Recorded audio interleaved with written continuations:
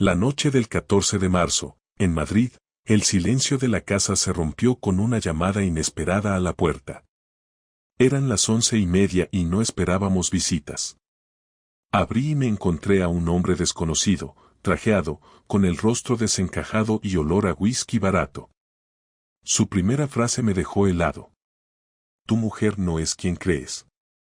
No dio más explicaciones, solo dejó caer un sobre mis manos y se marchó tambaleándose por la escalera.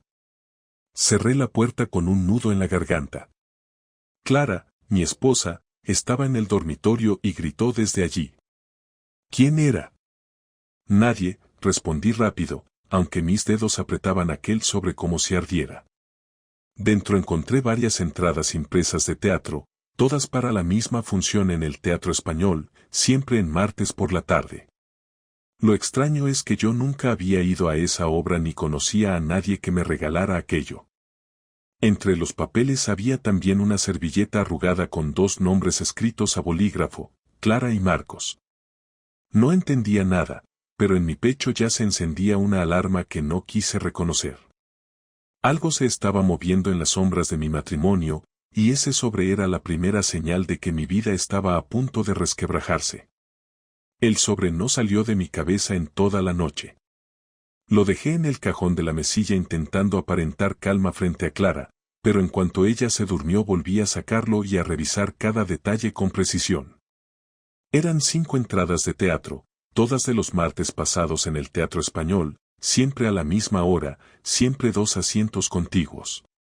Los números de butaca estaban escritos con tinta de impresora, no había duda de que eran originales. Lo que más me incomodaba era la servilleta, esa palabra escrita a mano, Clara y Marcos. Nadie regala un sobre así por accidente. Pasé varios días fingiendo normalidad, pero mi mente elaboraba planes. Cada martes Clara decía quedarse más tiempo en la clínica para organizar papeles, y yo nunca lo puse en duda. Ese patrón coincidía con las fechas impresas en las entradas. La sospecha se transformó en necesidad de comprobarlo. No podía quedarme con la duda, porque la duda carcome más que la certeza. El martes siguiente salí del trabajo antes de lo habitual. No dije nada a nadie, ni a Clara. Fingí que tenía un retraso en la entrega y no volvería a cenar a casa. Aparqué mi coche a unas calles del Teatro Español, en pleno centro de Madrid, y esperé. A las 7:30 la gente empezaba a agruparse en la entrada, parejas arregladas, estudiantes de arte, matrimonios de mediana edad. Yo los observaba desde el coche con el corazón acelerado, buscando un rostro entre la multitud. A las 7:40 vi su silueta. Clara llegó con un abrigo beige que yo le había regalado en Navidad. Caminaba deprisa, con la mirada nerviosa, como si buscara a alguien. Pocos minutos después apareció él, un hombre alto, delgado, con barba recortada y un aire de seguridad en cada paso. Se saludaron con 2 besos, pero no era un gesto casual ni frío, había en ese contacto una intimidad que no se podía confundir con amistad. Él le colocó una mano en la espalda y juntos entraron al teatro, sin prisa, como si aquella rutina fuera habitual. Me quedé en el coche paralizado, mirando cómo desaparecían entre la gente. Una parte de mí quería salir corriendo, gritar su nombre y armar un escándalo en plena plaza de Santa Ana. Otra parte me pedía aguantar, observar, acumular pruebas antes de lanzarme a una confrontación que cambiaría mi vida. Elegí lo segundo, aunque sentía la sangre arderme en las sienes. Esperé en un bar cercano. Pedí un café que no probé y mantuve los ojos en la puerta del teatro. 2 horas más tarde salieron, riendo, hablando con gestos cómplices, y caminaron hasta una terraza en la esquina. Desde mi mesa podía verlos claramente, él le acariciaba la mano sobre la mesa, y ella no se apartaba. No eran compañeros de trabajo, no eran amigos inocentes, no eran nada que pudiera justificar ante mí. Eran amantes. Me acerqué lo suficiente para escuchar. No quería, pero necesitaba hacerlo. Te juro que cada vez me cuesta más inventar excusas, dijo Clara, bajando la voz. Tranquila, mientras quieras seguir viéndome, Todo lo demás lo soportaremos, respondió él con una seguridad que me desgarró por dentro. Sentí un golpe en el estómago, como si alguien me hubiera partido en dos. La escena estaba delante de mí, no había margen para la duda. Clara, la mujer que cada noche me decía hasta mañana, cariño, estaba sentada acariciando la mano de otro hombre, diciéndole que mentía para estar con él. Me obligué a retroceder antes de que me descubrieran. Caminé sin rumbo fijo por las calles iluminadas, escuchando mi respiración entrecortada. Quise pensar que podía estar malinterpretando, que quizás había una explicación más simple, pero sus palabras eran claras y su contacto físico lo confirmaba todo. No había excusas posibles. Volví al coche y esperé a que se despidieran. Vi cómo él le daba un beso en la mejilla demasiado prolongado, como ella sonrió y caminó hacia la parada de taxi. Él se marchó en dirección contraria, tranquilo, con la seguridad del que sabe que ocupa un lugar que no le pertenece, pero que disfruta como si fuera legítimo. Conduje hasta casa con las manos tensas en el volante. Al llegar fingí normalidad. Clara ya estaba allí, se había cambiado de ropa y estaba preparando una infusión en la cocina. ¿Qué tal en la clínica?, pregunté, probando mi capacidad de mantener la voz estable. Agotador, contestó sin mirarme, removiendo la taza. Tuvimos retraso con varios pacientes, por eso llegué tan tarde. La mentira salió de su boca con naturalidad, como si hubiera repetido la frase muchas veces. Yo la observé unos segundos, intentando descifrar en sus gestos algún rastro de culpa. No encontré nada. Bueno, al menos ya es martes, dije forzando una sonrisa. Solo queda la mitad de la semana. Sí, menos mal, respondió y bebió un sorbo de su taza. Subí al dormitorio y me encerré en el baño. Me miré al espejo y lo único que vi fue un hombre engañado, sosteniendo la imagen de un matrimonio que ya no existía. El sobre había sido la primera señal, pero ahora tenía la prueba viva de la traición. Ya no era sospecha, era certeza. Me tumbé en la cama a su lado, fingiendo sueño, mientras mi cabeza planeaba el siguiente movimiento. No podía enfrentarla de inmediato, necesitaba pensar. Ella dormía tranquila, sin sospechar que yo lo sabía todo. Y yo, con los ojos abiertos en la oscuridad, comprendí que la historia de nuestra vida había cambiado para siempre en un martes cualquiera frente a las puertas de un teatro. El martes siguiente decidí que no habría más espera, que la duda ya no tenía sentido porque lo había visto todo con mis propios ojos. Había escuchado las palabras de mi esposa con la claridad suficiente para entender que la mentira formaba parte de su rutina diaria, y que yo me estaba convirtiendo en un actor secundario de una obra en la que los protagonistas eran ella y ese tal Marcos. Desde que descubrí lo ocurrido, mi carácter se había endurecido, dormía poco y trabajaba como un autómata, pero lo que me mantenía en pie era la certeza de que llegaría el momento de ponerle delante toda la verdad y obligarla a responder, sin posibilidad de huir, sin frases prefabricadas. Aquella noche la cena se desarrolló con la misma normalidad aparente de siempre. Clara había preparado pollo al horno con patatas y se movía por la cocina con una serenidad que me resultaba insoportable. La observaba en silencio mientras servía los platos y hablaba de asuntos triviales del trabajo. Yo asentía, pero cada palabra que salía de su boca me parecía un insulto a la inteligencia. Terminé por soltar los cubiertos de golpe y ella me miró con extrañeza. ¿Qué te pasa?, preguntó, dejando la jarra de agua sobre la mesa. Lo que me pasa es que ya no creo una sola palabra de lo que dices, respondí con una calma fingida que apenas podía sostener. Sus ojos se entreabrieron con sorpresa, como si no entendiera nada, pero yo no le di tiempo a reaccionar. Sé dónde estuviste el martes pasado, y también el anterior, y el anterior a ese, continué, inclinándome hacia ella. No estabas en la clínica, estabas en el Teatro Español, y después en una terraza con un hombre al que llamas Marcos, un hombre al que acaricias la mano mientras me dices que llegas tarde porque tienes pacientes. El color le desapareció del rostro en un segundo, y su respiración se agitó de manera visible. Javier, no es lo que piensas, balbuceó, intentando recomponerse. Golpeé la mesa con el puño y ella dio un respingo. No me digas que no es lo que pienso, Clara, porque yo lo vi, te escuché decirle que inventabas excusas para estar con él, escuché cómo aceptabas esa farsa mientras yo esperaba en casa. No tienes derecho a tratarme como un imbécil. Ella se llevó las manos al rostro y murmuró que todo era más complicado de lo que parecía, que yo no podía entenderlo. Explícalo entonces, le exigí con un tono seco. Dime qué tiene ese hombre para que arriesgues un matrimonio de 10 años, dime qué buscabas en el que yo no podía darte, porque lo único que has conseguido es destruir lo poco que aún funcionaba entre nosotros. Las lágrimas comenzaron a rodar por sus mejillas, pero en lugar de conmoverme aumentaron mi rabia. Me sentía vacía, confesó entre sollozos. Necesitaba sentir algo diferente, necesitaba escapar de la rutina, y él apareció en un momento en el que yo ya no sabía si te importaba o si simplemente éramos compañeros de piso. No planeé nada, sucedió, y me dejé llevar. Me levanté de la mesa, la silla cayó hacia atrás por la violencia del movimiento. ¿Escapar de la rutina? ¿Ese es tu argumento? ¿Destruir todo lo que hemos construido porque te aburrías?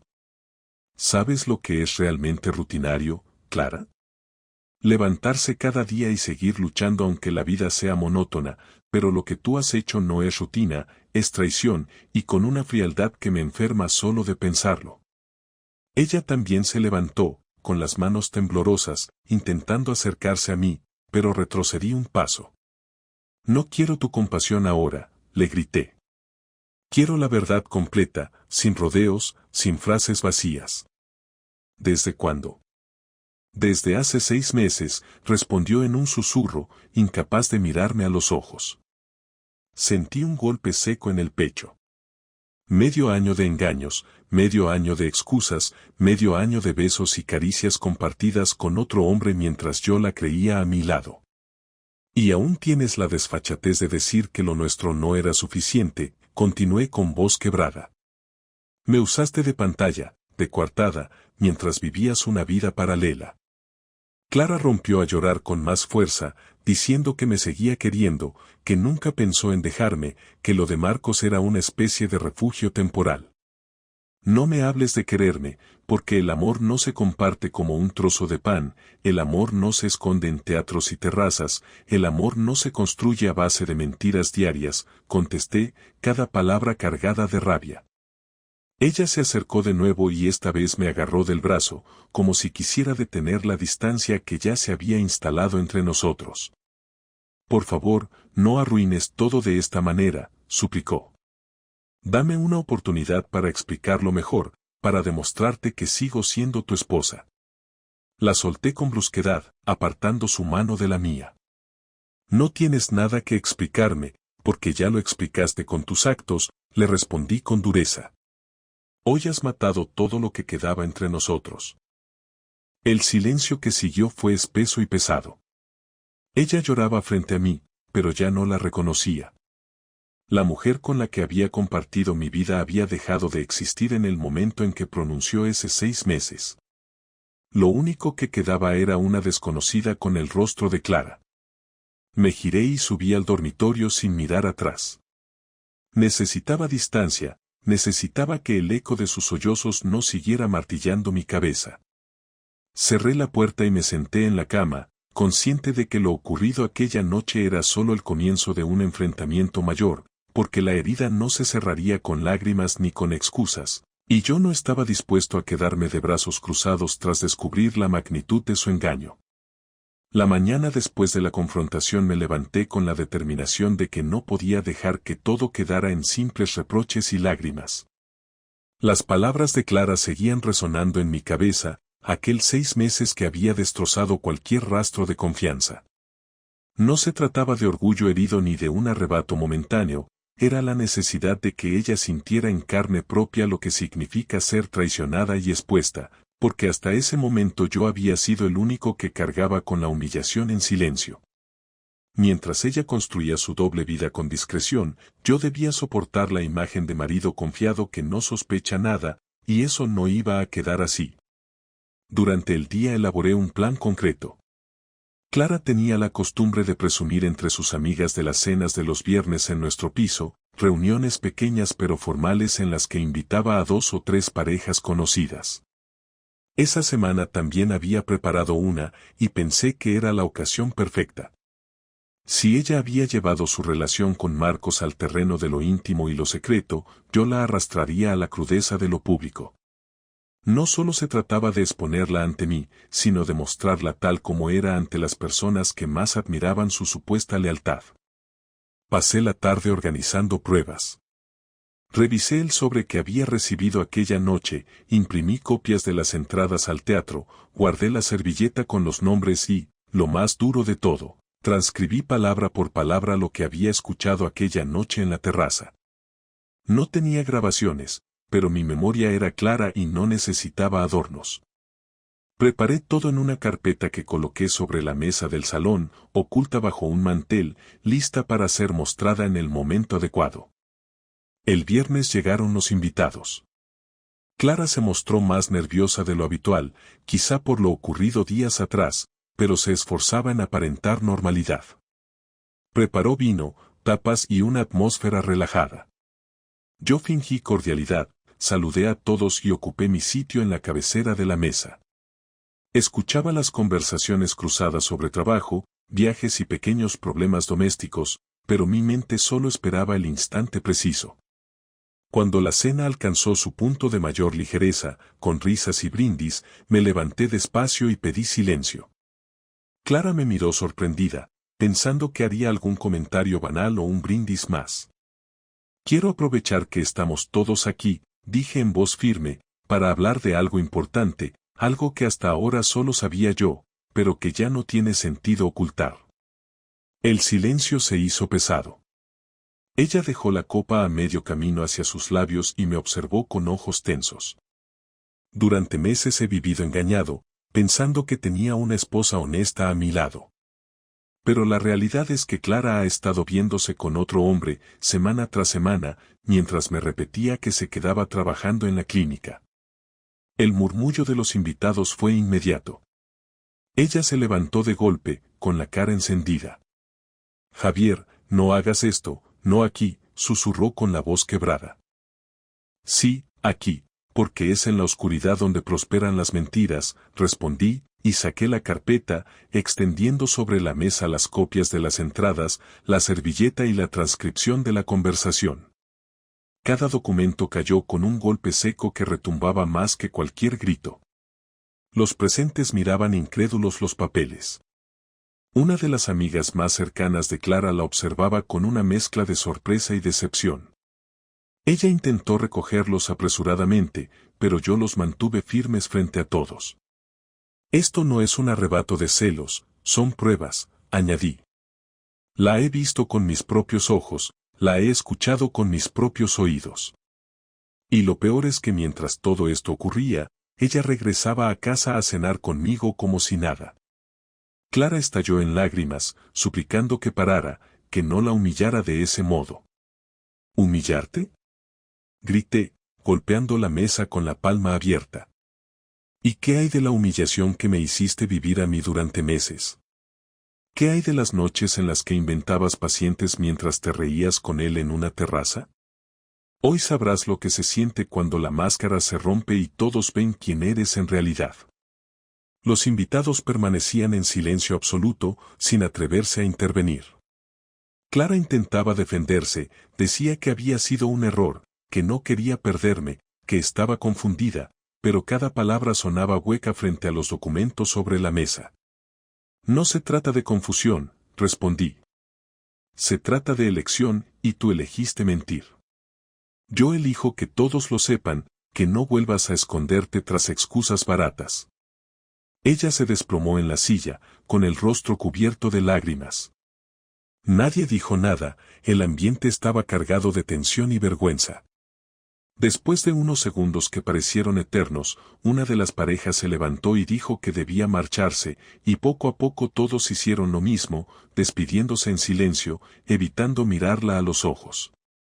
En menos de 15 minutos el salón quedó vacío, con restos de copas medio llenas y el olor de la comida todavía en el aire. Clara permanecía hundida en la silla, respirando con dificultad. Yo recogí los papeles y los guardé de nuevo en la carpeta. Ahora sabes lo que es ser expuesta, dije con frialdad. Ahora entiendes que tus actos tienen consecuencias y que no ibas a seguir escondiéndote detrás de mi silencio. Ella intentó acercarse a mí, rogando que habláramos a solas, que le diera una oportunidad, pero aparté su mano sin mirarla. Ya hablaremos, respondí. Esta noche no hay nada más que decir. Me encerré en el dormitorio y la dejé sola en el salón, llorando entre los restos de la cena que había preparado con tanto esmero. La venganza estaba cumplida. No había sangre ni golpes, pero la herida que le dejé fue visible, pública y dolorosa. Quería que entendiera que ya no era la única dueña de la traición, que yo también podía golpear donde más dolía. Y lo había conseguido. Pasaron 3 días después de aquella cena en la que expuse a Clara delante de todos, y durante ese tiempo casi no crucé palabra con ella. La casa se convirtió en un espacio silencioso y tenso donde cada uno ocupaba una parte sin cruzarse demasiado. Yo salía temprano al trabajo y volvía tarde, en parte para evitar verla, en parte porque necesitaba tiempo para ordenar la tormenta que tenía dentro. Al principio pensaba únicamente en el daño que me había hecho, en la rabia que todavía me quemaba, pero con el paso de las horas ese enojo feroz empezó a transformarse en algo más complejo. Sentía una tristeza que me desbordaba, una sensación de pérdida que no podía cubrir con reproches. No se trataba solamente de que me hubiera traicionado con otro hombre, era la certeza de que la persona con la que había compartido una década de vida había desaparecido de la forma más brutal. La madrugada del 4.º día la encontré sentada en el salón, rodeada de tazas de café vacías, con el rostro ojeroso y los ojos rojos de tanto llorar. No se levantó cuando me vio, solo me miró con un cansancio absoluto. Me quedé de pie frente a ella durante unos segundos, sin decir nada, hasta que decidí que había llegado el momento de la última conversación. Clara, no podemos seguir así, empecé, con un tono firme pero sin gritar. No tiene sentido prolongar un silencio que solo nos destruye más. Necesito que hablemos y que lo digamos todo, aunque duela. Ella asintió despacio, como si hubiera estado esperando ese momento, y me hizo una señal para que me sentara frente a ella. Lo hice sin apartar la vista, dispuesto a no dejar cabos sueltos. Te mentí porque tenía miedo, dijo en voz baja. No fue porque ya no sintiera nada por ti, fue porque pensé que necesitaba algo más para no hundirme, y cuando apareció él me convencí de que era la salida. No quise perderte, pero tampoco quise renunciar a lo que sentía en esos encuentros. Me equivoqué en todo. Respiré hondo antes de contestar. No fue un error, Clara, fue una decisión repetida semana tras semana durante 6 meses. Un error es tropezar una vez, lo tuyo fue construir una vida paralela. No voy a negar que todavía me duele, pero tampoco puedo fingir que esto tiene arreglo. Cuando alguien cruza esa línea, lo que existía entre nosotros se rompe de una forma que ya no tiene marcha atrás. Ella me miraba con desesperación, con los ojos brillantes de lágrimas contenidas. Yo te sigo queriendo, susurró. Puede que no lo entiendas, pero es verdad. A pesar de todo lo que hice, cada vez que volvía a casa contigo sentía que aquí estaba mi lugar, que tú eras lo más importante. Golpeé la mesa con la palma abierta, no con rabia sino con impotencia. ¿Cómo puedes decir que yo era lo más importante cuando compartías tu tiempo, tu cuerpo y tu mente con otro hombre? El amor no se mide por discursos, se mide por actos, y los tuyos dicen lo contrario. Me usaste como refugio cómodo mientras vivías emociones con él, y ahora me hablas de amor como si la palabra no tuviera peso. Clara rompió a llorar otra vez, se inclinó hacia adelante y apoyó la cabeza entre sus manos. Yo la observaba en silencio, con la sensación de que ya no quedaba nada que pudiera salvarse. Quiero intentar arreglarlo, dijo entre sollozos. Podemos ir a terapia, podemos darnos tiempo, puedo cortar toda relación con él. No entiendes, respondí, y esta vez mi voz sonó más calmada, incluso resignada. No se trata de lo que puedas prometer ahora, se trata de lo que ya pasó. La confianza no es una prenda que se cose de nuevo, es algo que cuando se rompe de esta manera queda destruido. Podrás arrepentirte todo lo que quieras, pero yo no puedo seguir viviendo con la sombra de tus mentiras. Ella levantó la cabeza y me miró directamente, buscando en mis ojos alguna señal de perdón.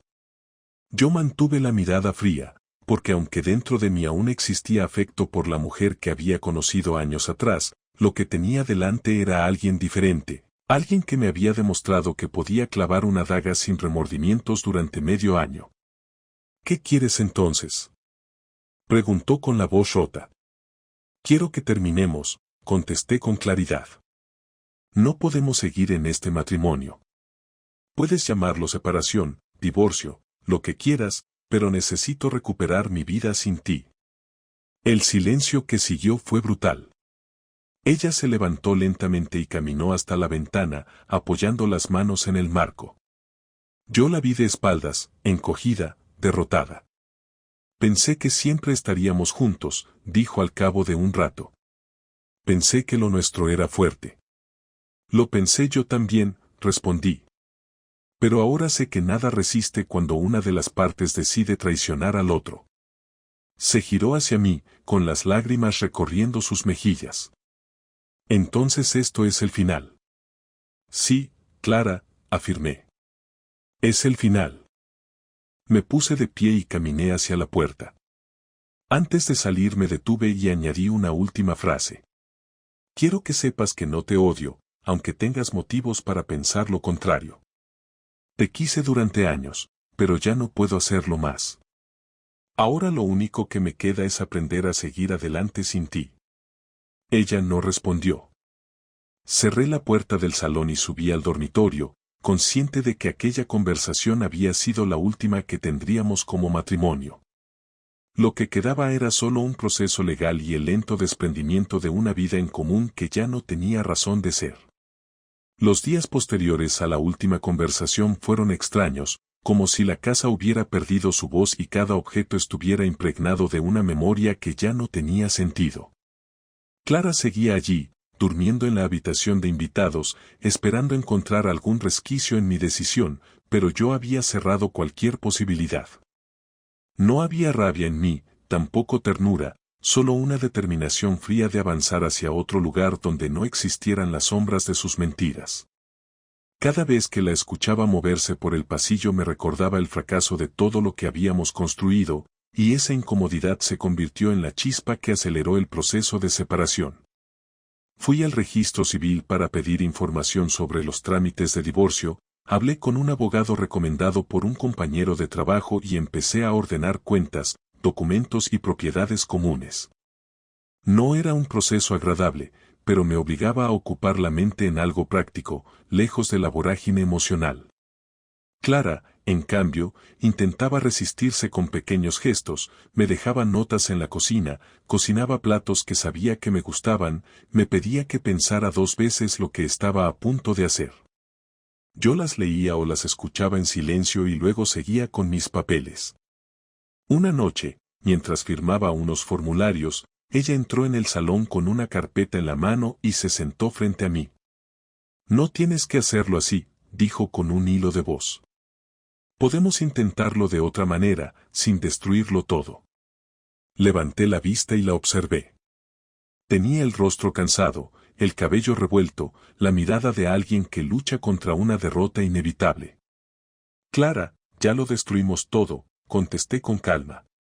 Lo que estás viendo ahora es solo el reflejo de algo que se rompió hace meses, no por culpa de una discusión, sino por tus elecciones. No se puede reconstruir lo que ya no existe. Ella bajó la mirada y acarició la carpeta que llevaba consigo. Lo sé, susurró. Pero no quiero que pienses que todo fue mentira, porque hubo momentos en los que lo nuestro era lo único real que tenía. No respondí, porque sabía que mis palabras serían inútiles. Me limité a volver a mis documentos, y ella entendió que no habría marcha atrás. Las semanas pasaron y el proceso legal avanzó. Vendimos el coche que compartíamos, dividimos las cuentas y discutimos con frialdad sobre los objetos de valor. Curiosamente, lo más difícil no fueron las cosas materiales, sino decidir quién se quedaba con fotografías, libros subrayados y recuerdos compartidos. Ahí es donde comprendí que la venganza y la confrontación no habían borrado del todo el vínculo, porque aunque la traición fuera imborrable, había una historia previa que también me pertenecía y que no podía arrancar de golpe. Una tarde, mientras recogía mi ropa de invierno en cajas, Clara se acercó y me pidió que habláramos por última vez, sin gritos ni reproches, solo para cerrar lo que había quedado abierto. Acepté porque también lo necesitaba. Nos sentamos en el salón, con las cajas alrededor, como testigos mudos de la separación. Quiero que me perdones, dijo ella de inmediato. No me importa si no vuelves conmigo, pero no quiero quedarme con la idea de que me odias. La miré fijamente antes de responder. No te odio, Clara. Ya lo dije antes y lo repito. Te quise, y mucho. Y tal vez por eso mismo tu traición duele de una manera que ninguna otra cosa podría dolerme. Pero el odio no sirve de nada, ni para ti ni para mí. Lo que necesito es distancia, y tú necesitas aprender lo que significa cargar con las consecuencias de tus actos. Ella asintió despacio, como si esas palabras le dieran un mínimo consuelo. Espero que algún día seas feliz de nuevo, añadió. Y que encuentres a alguien que te dé lo que yo no supe darte. Eso haré, contesté. Y tú también deberías hacerlo, pero primero tendrás que mirarte de frente y reconocer quién eres, no quién aparentas ser. Nos quedamos en silencio durante varios minutos. Fue un silencio diferente, no tenso, sino definitivo. Cuando ella se levantó y salió del salón entendí que esa era la última conversación real que tendríamos. Lo que quedaba después serían firmas y trámites, pero no palabras con peso. El día que firmamos el divorcio sentí una mezcla de alivio y vacío. No hubo lágrimas ni abrazos, solo la frialdad de un funcionario que certificaba el final de una historia de 10 años. Al salir del edificio respiré hondo y caminé por la Gran Vía sin rumbo fijo. Por primera vez en meses no sentí la necesidad de vigilarla ni de pensar en qué excusas me estaría dando. Era como si, al sellar ese documento, hubiera recuperado una parte de mí que había quedado atrapada en la mentira. La lección más dura que me llevé fue comprender que la confianza no se regala ciegamente, que por más años que se compartan siempre puede existir la posibilidad de que alguien elija un camino distinto al tuyo. Aprendí que no basta con sostener la rutina, que el amor necesita verdad, y que cuando la verdad se rompe, el resto se derrumba sin remedio.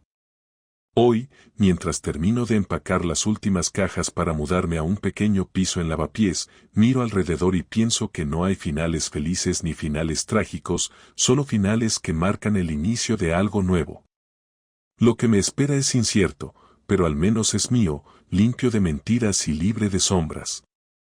Y aunque todavía queda dolor, también hay una paz que empieza a abrirse paso, una paz que me dice que la vida continúa y que yo, a pesar de todo, sigo en pie.